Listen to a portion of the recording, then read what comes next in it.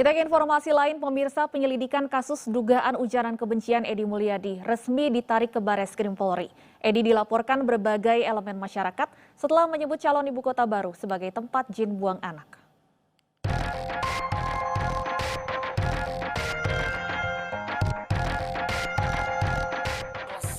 Edy Mulyadi terus dilaporkan ke sejumlah Polda dan Polres buntut pernyataan kontroversialnya tentang calon ibu kota negara di Kalimantan. Setidaknya ada 3 laporan polisi yang dibuat oleh masyarakat di berbagai daerah. Tak hanya itu, jajaran Polda di seluruh Indonesia juga menerima 16 pengaduan dan 18 pernyataan sikap.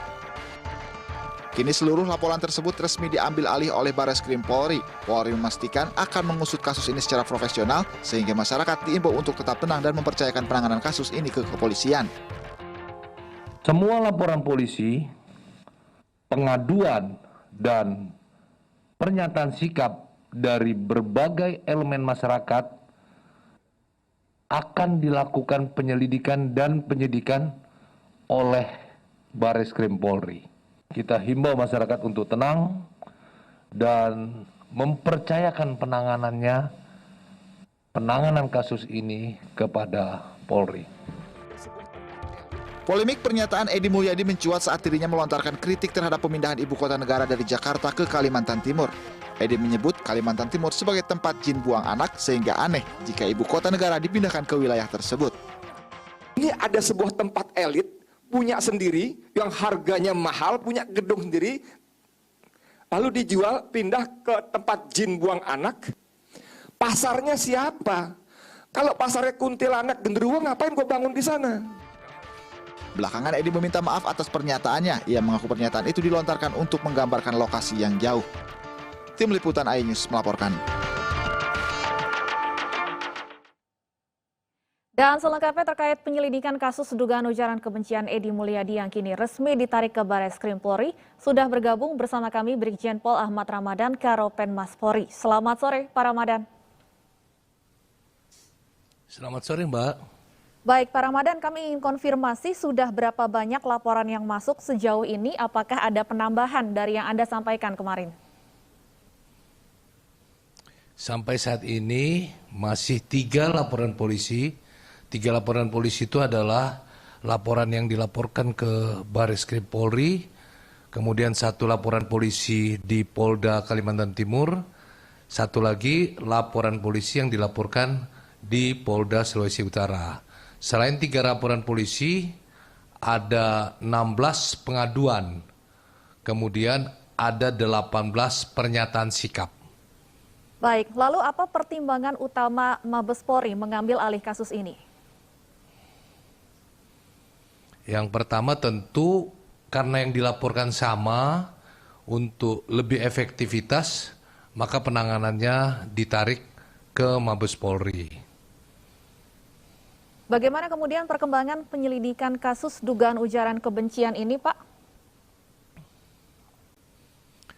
Hari ini, hari Rabu tanggal 26 Januari 2022, setelah penyidik Bareskrim melakukan pemeriksaan terhadap 15 saksi, juga 5 saksi ahli, kemudian bukti-bukti yang telah dikumpulkan, hari ini telah dilakukan gelar perkara.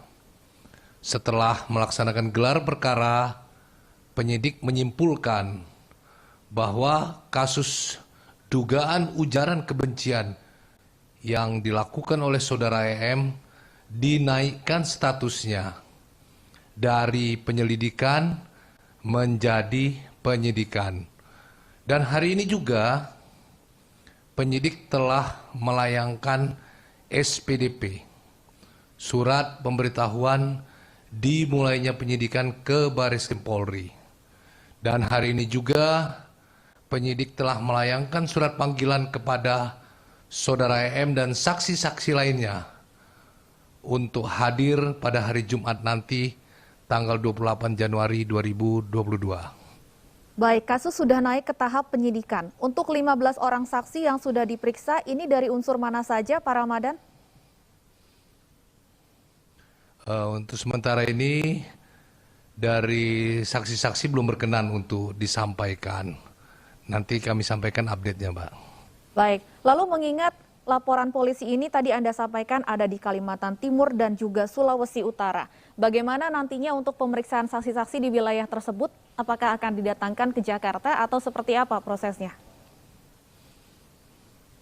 Ya, demi kepentingan penyidik tentu akan dikirim tim ke daerah untuk mendapatkan bukti-bukti yang mendukung dalam penanganan penyidikan ini, Mbak. Baik, kami konfirmasi juga tadi Anda sampaikan bahwa terlapor Edi Mulyadi dan beberapa saksi lainnya akan dipanggil untuk diperiksa pada hari Jumat ini. Ya, betul. Jadi saudara EM dipanggil untuk hadir hari Jumat tanggal 28 sebagai saksi. Nanti akan dilakukan pemeriksaan terhadap saudara EM sebagai saksi dulu, Mbak. Apakah sudah ada konfirmasi yang bersangkutan akan dan bisa menghadiri pemeriksaan pada hari Jumat nanti, Pak? Kalau sampai tadi kami belum mendapatkan informasi. Ya, kami akan tunggu kehadiran tanggal 28 nanti, Pak. Baik, Pak Ramadan, desakan dari berbagai elemen masyarakat ini terus bermunculan untuk segera memproses hukum Edi Mulyadi, terutama dari masyarakat Dayak. Apa yang ingin Anda sampaikan, imbauan Anda kepada masyarakat? Ya, pada kesempatan ini kami menghimbau kepada seluruh lapisan masyarakat, percayakan penanganan penyidikan ini kepada pihak Polri. Kami akan melaksanakan penyidikan ini secara profesional, transparansi, dan objektif. Baik, sejauh ini dari laporan-laporan yang sudah masuk, apakah pasal yang dikenakan kepada Edi Mulyadi sama dalam laporan-laporan ini, Pak? Ini kita masih akan lakukan pemeriksaan. Namun laporan polisi yang kami terima adalah dugaan ujaran kebencian. Ya, di beberapa laporan polisi akan diterapkan pasal 14 ayat 1 dan 2 Undang-Undang Nomor 1 Tahun 46 tentang Perhimpunan Hukum Pidana, kemudian juga Undang-Undang ITE. Namun kita lihat nanti, kita lakukan pemeriksaan terhadap saksi dulu dan pemeriksaan lainnya. Sehingga kita nantinya akan bisa menerapkan pasal sesuai dengan hasil penyidikannya.